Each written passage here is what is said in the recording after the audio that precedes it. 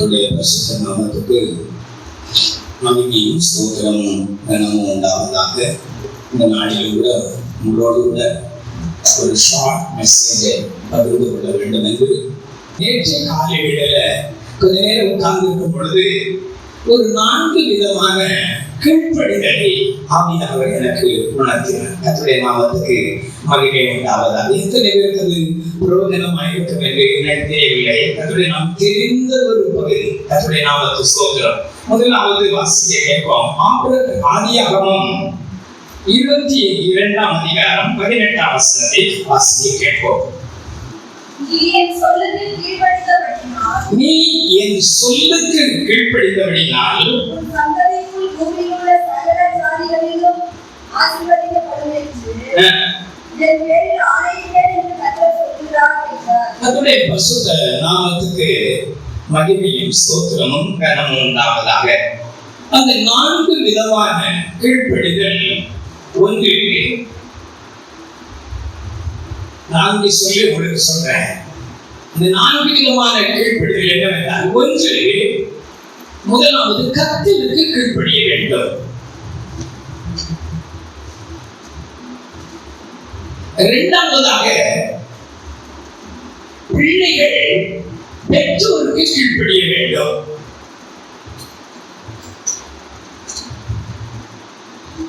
மூன்றாவதாக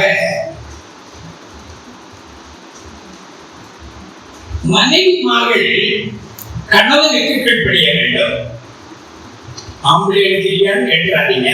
இன்னைக்கு இருக்கோ இல்லையோ, இன்னைக்கு கற்றுக் கொடுத்த வார்த்தை உள்ள கொடுத்தது. நான்காவதாக ஊழியக்காரனுக்கு கீழ்ப்படிய வேண்டும். ஒன்று, முதலாவது நாம் கர்த்தருக்கு கீழ்ப்படிய வேண்டும். இரண்டாவது, ஒரு ரட்சிக்கப்பட்ட ஒரு தேவனுடைய பிள்ளை முதலாவது கர்த்தருக்கு கீழ்ப்படிய வேண்டும்.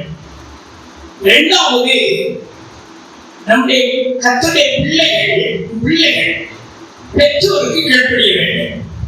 மூன்றாவது, ஒரு மனைவியானவள் கணவனுக்கு கீழ்ப்படிய வேண்டும். நான்காவதாக ஊழியக்காரனுக்கு கீழ்ப்படிய வேண்டும். 4 சம்பவங்கள் சுருங்கின அனுபவத்தில் முடித்து 1/2 மணி நேரத்துக்குள்ள கர்த்தருடைய நாமத்துக்கு ஸ்தோத்திரம்.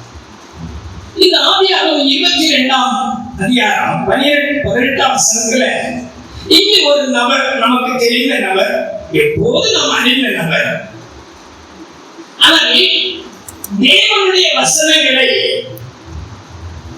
நாம் எனக்கு தெரியும் என்கிற கோணத்துல, இந்த வசனம் நான் எத்தனை முறை படித்து விட்டேன், எனக்கு தெரியும் என்று உங்களின் எண்ணத்தை நினைத்து விட்டால் உங்களுக்கு அதை வேலை செய்ய. அந்த தெசலோனிக்கே பட்டணத்தாரை குறித்து சொல்லும் பொழுது இவர்களும் அவர்களும் கேட்டது ஒரே வசனம் தான். ஆனா அந்த வசனத்துக்கு கீழ்ப்படிக்கிறவர்களுக்கு மட்டும்தான் அது ஜீவனையும் வல்லமையும் அதிகாரத்தை உண்டாகும். இல்லையா? கர்த்தருடைய நாமத்துக்கு மகிமை உண்டாகுது. வாசிங்க 22:18 மறுபடியும். இங்கே ஆபிரகாமை குறித்து சொல்லப்படுகிற ஒரு பகுதியை நாம் வாசிக்கிறோம். கர்த்தர் ஆபிரகாமை பார்த்து சொல்கிறார், நீ என் சொல்லுக்கு கீழ்ப்படிந்தபடியால் உன் சந்ததிக்குள் பூமியில் உள்ள சகல ஜாதிகளும் ஆசீர்வதிக்கப்படும் என்றும் என்று கர்த்தர் சொல்லுகிறார் என்றார். கர்த்தருடைய நாமத்துக்கு மகிமை உண்டாவதாக. ஒரு ரட்சிக்கப்பட்ட தேவனுடைய பிள்ளை, நல்ல கவனிங்க, ஒரு ரட்சிக்கப்பட்ட ஒரு தேவனுடைய பிள்ளை, கர்த்தருடைய இரத்தத்தினால மீட்கப்பட்ட தேவனுடைய பிள்ளை, அவருடைய பரிசுத்த இரத்தத்தினால மீட்கப்பட்ட ஒரு தேவனுடைய பிள்ளை முற்றிலுமாய் கர்த்தருக்கு நாம் கீழ்ப்படிய வேண்டும்.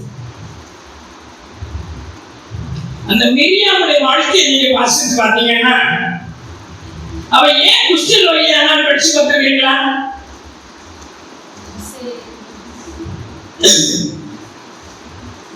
மோசேக்கு விரோதமாக அவர் எதிர்த்து பேச ஆரம்பித்தார். இரண்டாவது என்ன சொன்னா தெரியுமா? இவ யாரு?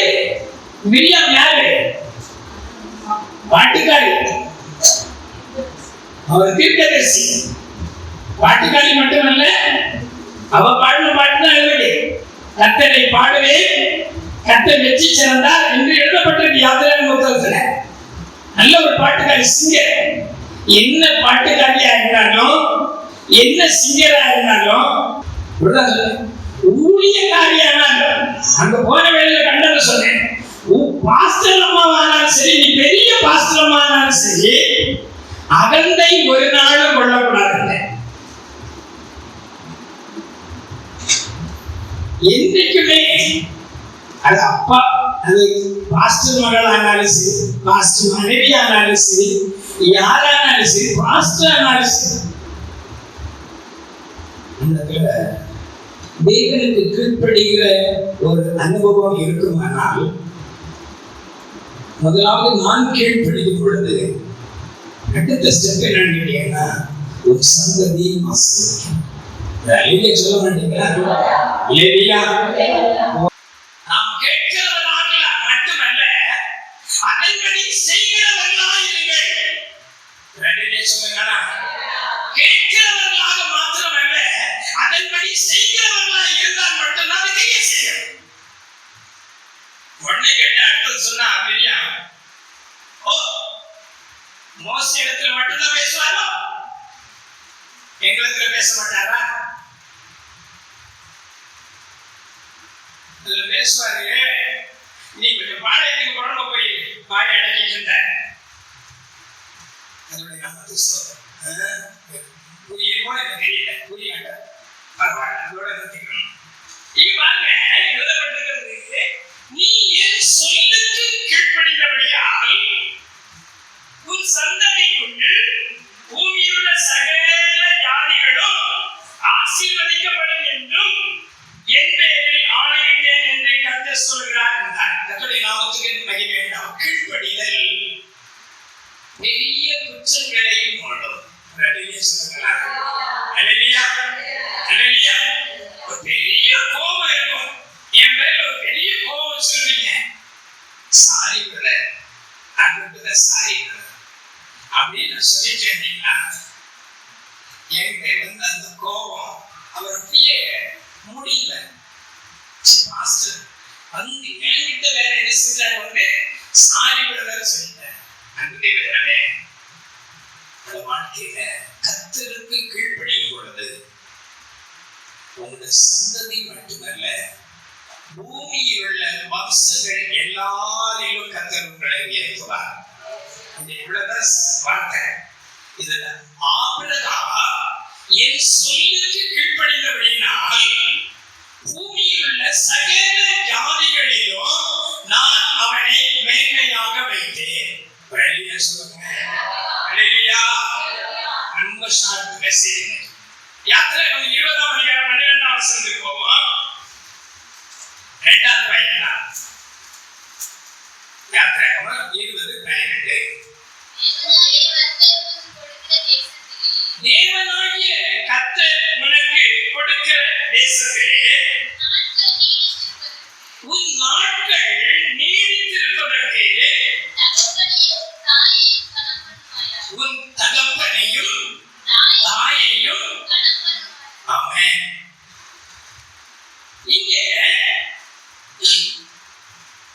மோசேயின் மூலமாக தேவன் 10 பிரமாணங்களை கொடுக்கிறார். அந்த 20ஆம் அதிகாரத்துல இந்த பிரமாணத்தை சொல்லப்பட்டிருக்கு இல்லையா? ஒவ்வொன்றாக நமக்கு தெரியும். நம்ம வீடுகள்ல சிலவீடுல 10 கட்டளைகள் எழுதி போட்டிருக்கிறோம். அதுல ஒரு கட்டளை என்ன எழுதப்பட்டிருக்குன்னா, 12ஆம் வசனத்துல மறுபடியும் வாசிங்க.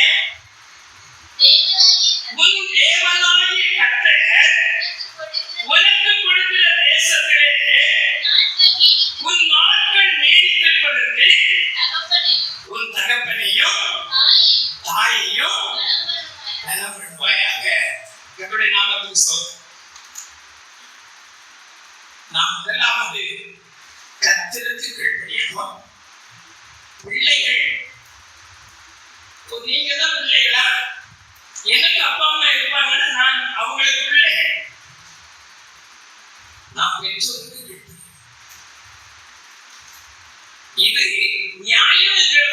வாசிங்க. எபேசியர் எழுதின நிருபம்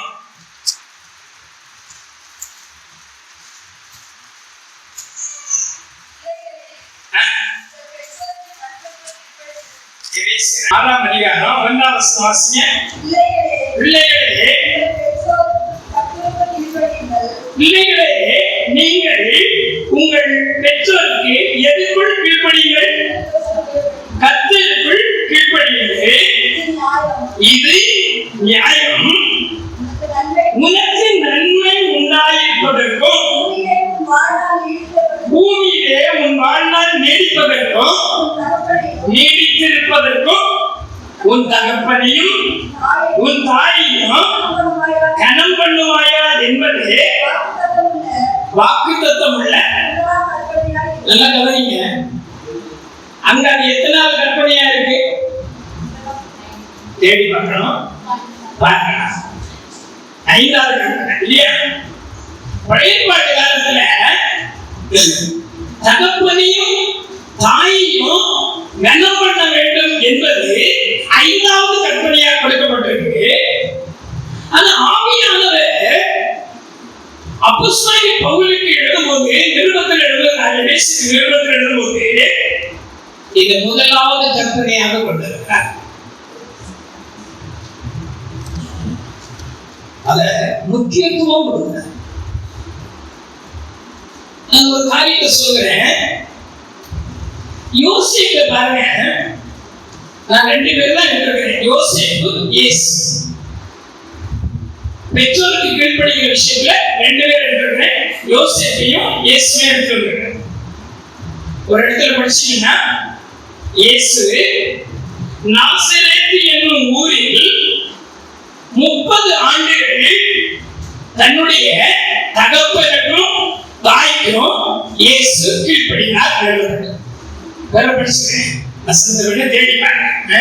சரியா? இயேசு நாசரேத்து என்னும் ஊரில் 30 ஆண்டுகள் தன்னுடைய தாய்க்கும் தகப்பனுக்கும் இயேசு கீழ்ப்படினார். இல்லைன்னா அவரை சொல்லுங்க, இருந்தா எழுதிப்பாங்க.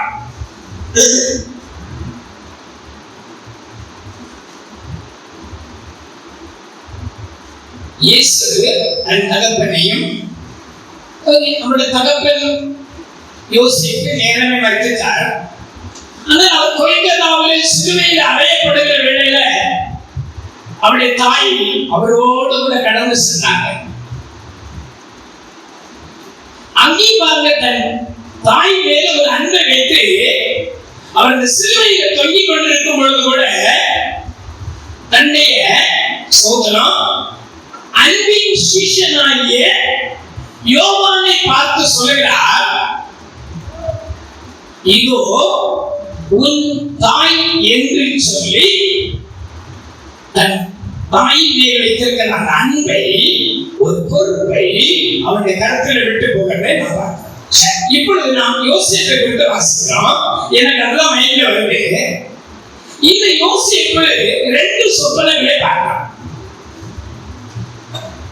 ஒன்று, 11 அரிக்கட்டுகளிடம் தன்னை வணங்கி நின்றதாக ஒரு சொப்பனம் பார்த்தான்.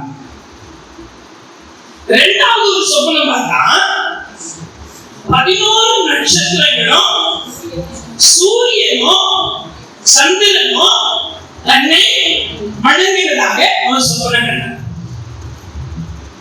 முதல் சொப்பனத்தை பார்த்த பொழுது அவன் சகோதரர்கள் 11 பேர் சொன்னாங்க, நீ என்ன எங்க மேல துரைத்தனம் பண்ண பார்க்கிறாயா?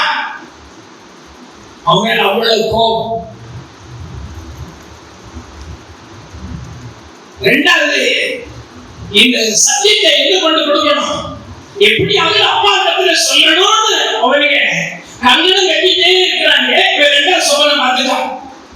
ஒரு நாள் அப்பா எல்லாரும் இருக்கும்போது சொல்றான், நான் ஒரு சொப்பனம் கண்டேன். 2வது ஒரு சொப்பனம் கண்டேன், 11 நட்சத்திரங்களும் சூரியனும் சந்திரனும் தன்னை வணங்குறதாக. அப்பவும் அவங்க அப்பா கேட்டாங்க, நானும் உன்னுடைய அம்மாவும் உன்னை வணங்கணுமா? அப்பவே அவங்க சொன்னாங்க, பாத்தீங்களாப்பா, முதல்ல நாங்க வணங்குறதாக சொன்னா, இப்ப மாதிரி எவ்வளவு துகுது, நீங்களும் அம்மாவும் கூட இவரை வணங்கணுமா?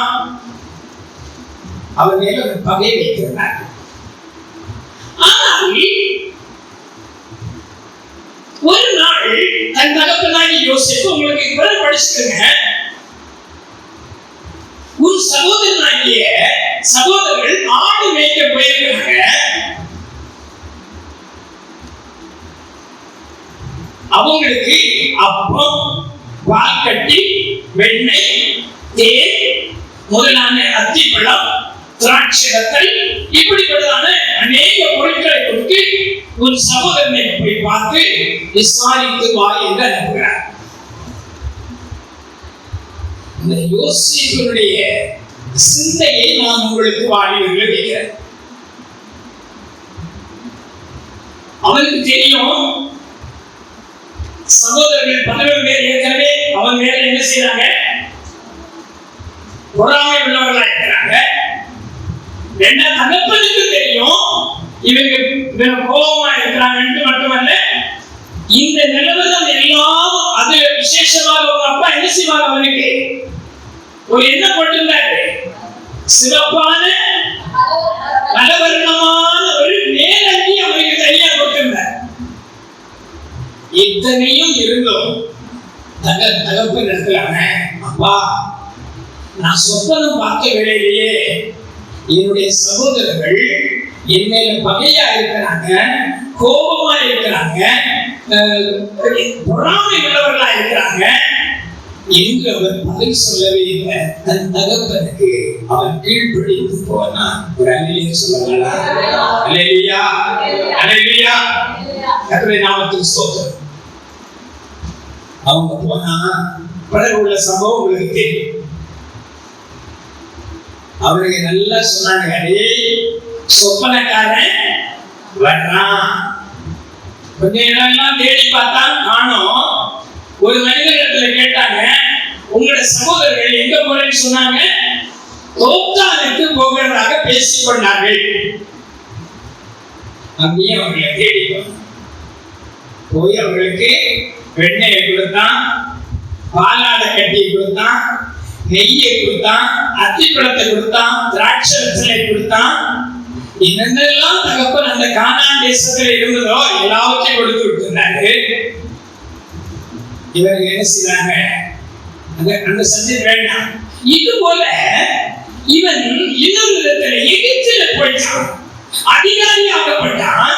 இதை நான் சொல்லிக் கொடுப்பது உங்களுடைய பிள்ளைகள் சொல்லிக் கொடுங்க. அப்பா அம்மா படிப்பறிவில்லாதவர்களா இருந்தாங்க கூட அவளோட மனதில் ஒரு நாளைக்கு என்ன செய்யாதீங்க, அப்பமா என்னாங்க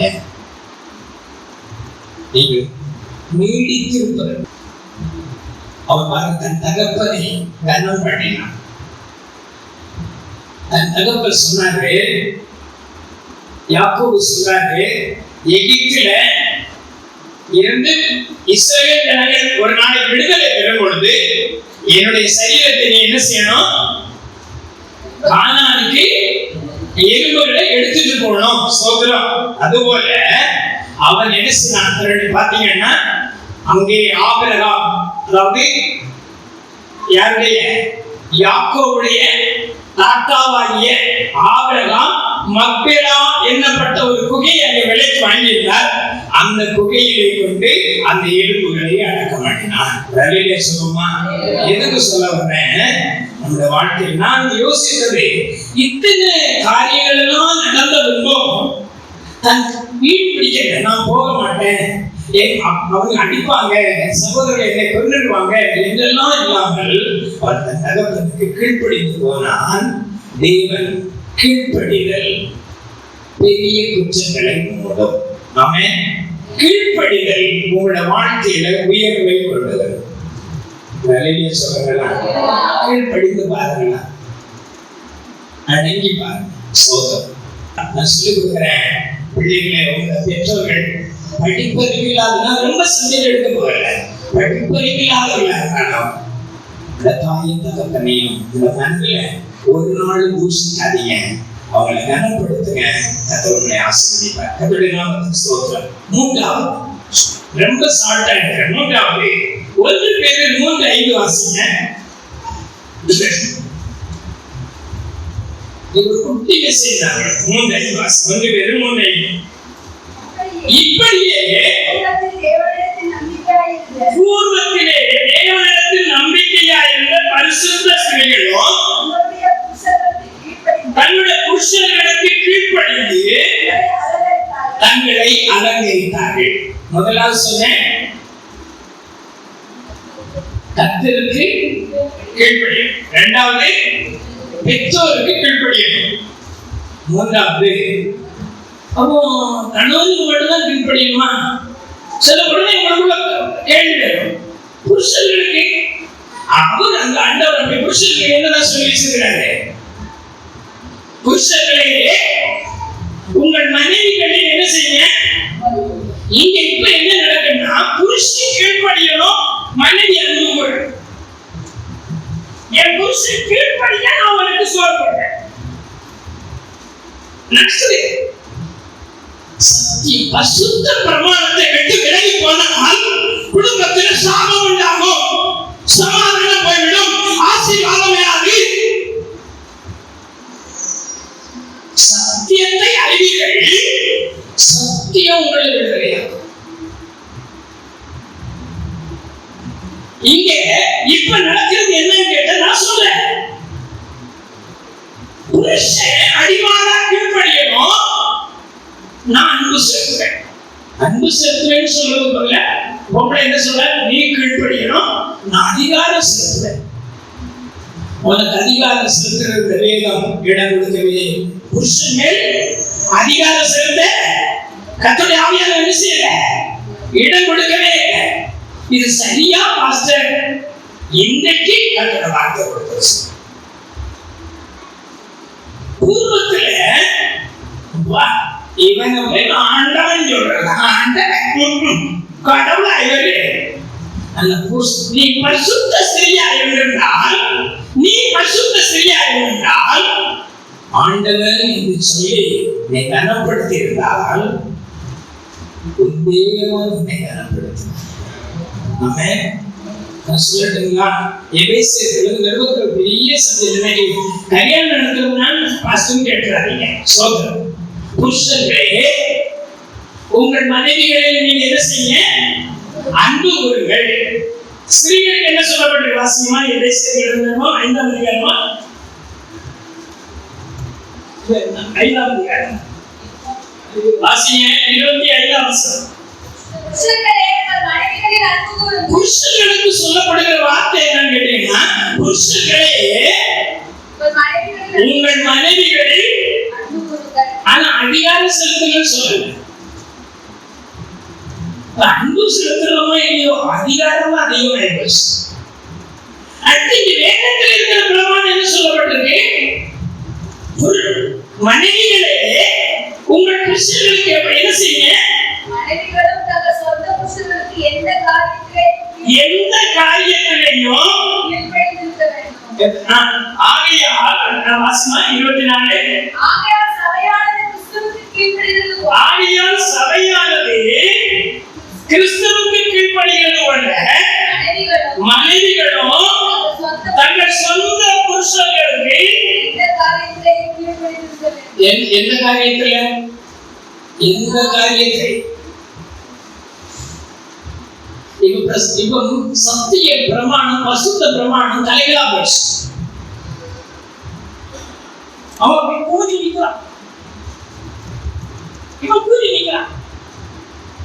அவன் அன்பு செலுத்தினான், அதிகாரம் செலுத்துறான். உங்களோட குடும்பம் தலைகளா போகுதுன்னு அர்த்தம். தேவன் இல்லை, கர்த்தருக்கு வாசம் பண்ண மாட்டான். புருஷனானவன் எங்கேயோ அன்பு செலுத்த சொல்லல, அதையும் சொல்ல. உன் மனைவியிடத்தில் அன்பு, சொந்த மனைவியிடத்தில். அவ்வளவு நீ வேற எங்கே போய் உரம் வச்சா அவ என்ன செய்வா? விளக்கமா தான் நீங்க சத்திய பிரமாணத்துக்குள்ள நின்று பாருங்களா. ஒரு அழிவே சொல்லுங்களா. சத்திய பிரமாணத்துக்குள்ள நின்னீங்கன்னா முதலாவது பரலோகம் உங்க வீடு. ஆமேன் சொல்ல மாட்டீங்களே. ஒருத்தருக்கும் 2 பேர் ஆமேன் சொன்னாங்க. நான் வாயை கவனிச்சுட்டே இருக்கிறேன். அதுல பரிசுத்த நாமத்துக்கு மகிமை.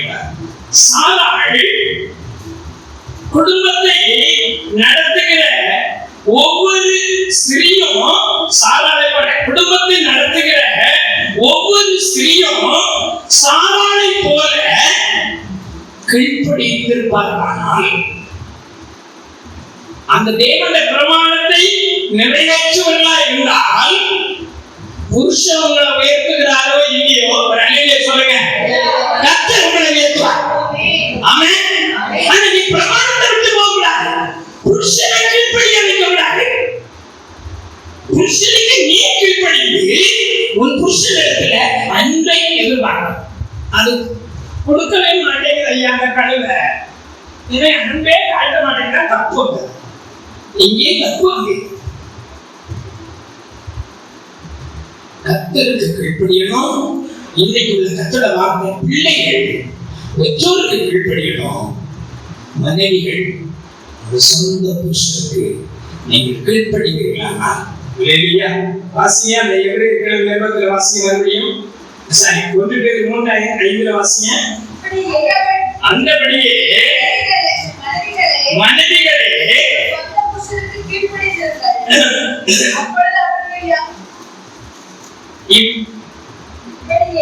அந்தபடியே சாராள் ஆபிரகாமை ஆண்டவன் என்று சொல்லி, இப்படியே பூர்வத்தில் மேல முன்னே இருந்தவங்க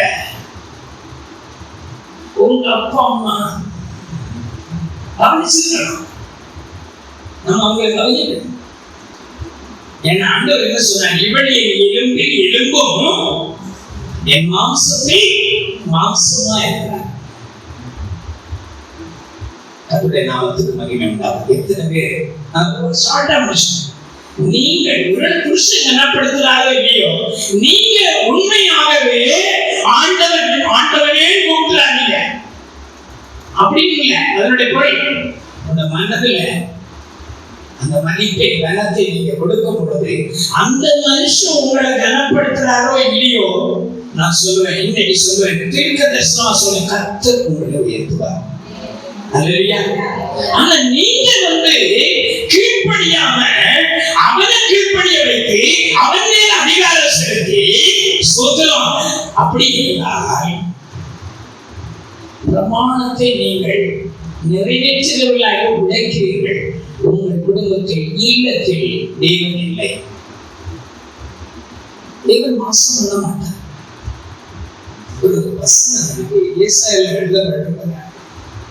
உன் அலங்கத்துக்குள்ளே சமாதானமும் உன் அரண்மனைக்குள்ள சுகமாக இருப்பதாக. 2 இருக்குங்க. நீங்க அன்பு செலுத்தி பாருங்க, நீங்க கீழ்ப்படிந்து பாருங்க, அந்த அலங்கத்துக்குள்ள என்ன இருக்கும்? சுகமும் இருக்கும், சமாதானமும் இருக்கும். இல்லையா? 2 நடக்கும். ஒண்ணு கீழியும் ஒண்ணு பாம்புமா இருந்தா இல்லைங்க சோதம். அன்பு தேவசனமே, முதலாவது கர்த்தருக்கு கீழ்ப்படியுங்கள். பிள்ளைகளை பெற்றோர்களுக்கு கீழ்ப்படியுங்கள். மனைவிகளே, இன்னைக்கு அவன் பார்த்தவர்கள் எங்கள் புருஷன்களை விட்டுட்டீங்களே சோதனம். என்னைக்காவது வரும்போது கொடுக்கும் அவங்களுக்கு. அதுக்காக இன்னைக்கே வலிஞ்சு கட்டி கொடுக்கணும் என்ற சட்டமா அதே சொல்லாம செய்யவும் கூடாது. அவங்களுக்கு எழுதப்பட்டிருக்கு. தீமைக்குதான் நீங்க பரிசுத்த கைகளை உயர்த்தி எல்லா இடத்துல என்ன செய்ய? அன்பியும் புருஷர்கள் கோபமும் தர்க்கமும் இல்லாமல் பரிசுத்தமான கைகளை உயர்த்தி எல்லா இடங்களிலும் ஜெபம் பண்ண வேண்டும் என்று விரும்புகிறேன். நமக்கு அவங்களுக்கு ஒரு சப்ஜெக்ட் இருக்கு, இப்ப இல்லை. எத்தனை பேர் கர்த்தருக்கு கீழ்ப்படிய விரும்புகிறீங்க? முதலாவது கர்த்தருக்கு, அது ஆணும் பெண்ணும் பெற்றோருக்கு எல்லாரும் ரெண்டு பட்சத்தையும் நாம் கீழ்ப்படியும். மூன்றாவது, மனைவிகளே உங்களுடைய சொந்த புருஷர்களுக்கு கீழ்ப்படியும். கர்த்தருடைய நாமத்துக்கு ஸ்தோத்திரம். இப்படி இந்த பரிசுத்த பிரமாணத்தை நீங்க நிறைவேற்றி பாருங்க. நான் சொல்றேன், உங்க புருஷன் நீங்க நிறைவேற்றும் பொழுது உங்க புருஷன் உங்களை அலட்சியப்படுத்தினா அவர் கண்களுக்கு முன் கர்த்தர் உங்களை உயர்த்துவார். ஆமென். பெண்களுக்கு தெரியல போல, அவங்கள பார்த்து எங்க உயர்வு எல்லாம் போதும் அப்படின்றீங்க இல்லையா? அது புரியலன்னு நினைக்கிறேன். புரிஞ்சிருந்தா என்ன சொல்லிருப்பாங்க? எல்லாரும் வெளியே சொல்லியிருப்பாங்க. கர்த்தருடைய நாமத்துக்கு ஸ்தோத்திரம். நான்காவது, ஊழியக்காரருக்கு நம்ம கீழ்ப்படியணும்.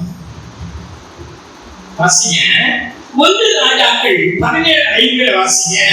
இது ஒரு பெரிய சப்ஜெக்ட். 1 ராஜாக்கள் 17:5 வாசிங்க. அவன் போய்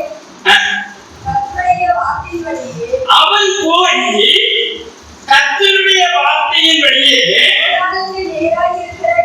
சாரிமா 15 வாசிங்க. அவள் போய் 17:15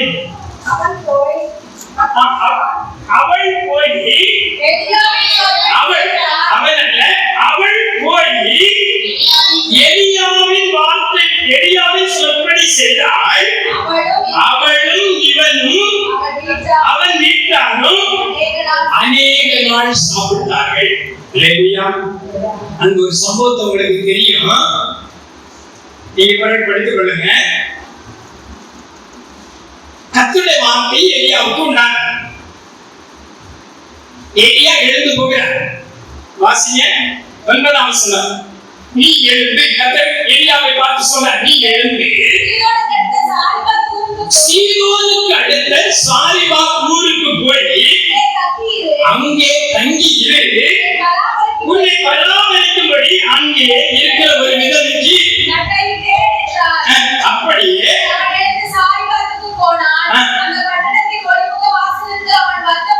அந்த பட்டணத்தின் ஒலிமுக வாசலுக்கு அவன் வந்தபோது